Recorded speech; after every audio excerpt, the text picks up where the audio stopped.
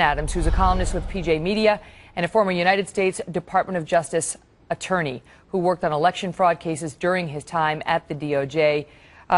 Chris, it's good to see you again. And so here's my question for you. More and more we are hearing from conservative bloggers, conservative circles, that they believe anecdotally that some of these prosecutions are politically motivated. Just walk us through where that comes from, because the Obama administration has indicted a lot of Democrats too. Well, this is a pattern of abuse with his Justice Department.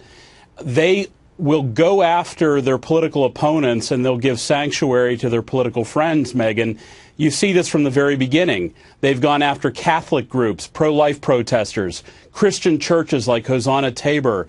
They've gone after Tea Party groups like True the Vote. And look what they do on the other side of the ledger. They help their union friends by crushing Chrysler bondholder rights, or helping the NAACP by going after Rick Perry in the voter ID cases. This Justice Department is very skilled at helping the president's political friends and hurting the president's political enemies. You've got groups, we talked about this last week, like Friends of Abe, which is a Hollywood conservative group. They basically have to go underground if you're conservative in Hollywood.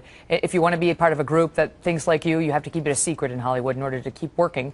And so this group, Friends of Abe, has done that. And now the IRS is probing their purported tax-exempt status, wanting to know exactly who's on their membership lists. They've refused. We see Dinesh indicted, although they claim that he bundled money for a conservative Senate candidate here in New York in a way he was not allowed to do. And others have said, you know, look, yes, he may have committed some crime. He's pleaded not guilty. But that normally the DOJ wouldn't be getting involved in something like this. It would possibly be a state matter, or they would allow him to plead it down. What's your experience? No, this is taken very seriously by this Justice Department. They're called conduit cases.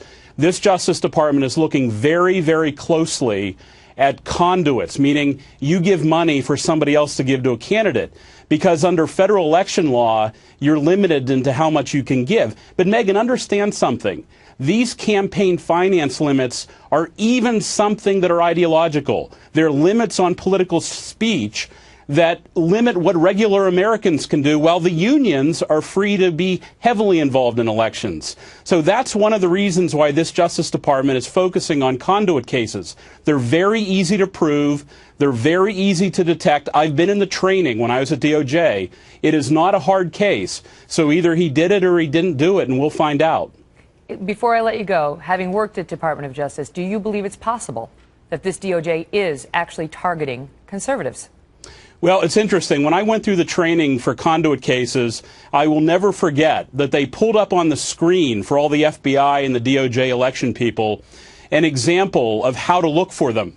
And they pulled up the records of Joe Wilson, a Republican from South Carolina, all of his donors. And I thought, isn't that interesting that they're focused on Joe Wilson to teach all the FBI agents how to do this?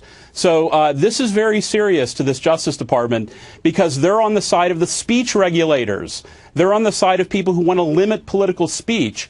And these cases against Dinesh are just another example of that. It's interesting. Joe Wilson, of course, who infamously shouted, "You lie," at the president from his during his State of the Union address a couple years ago. Chris, good to see you. You too, Megyn.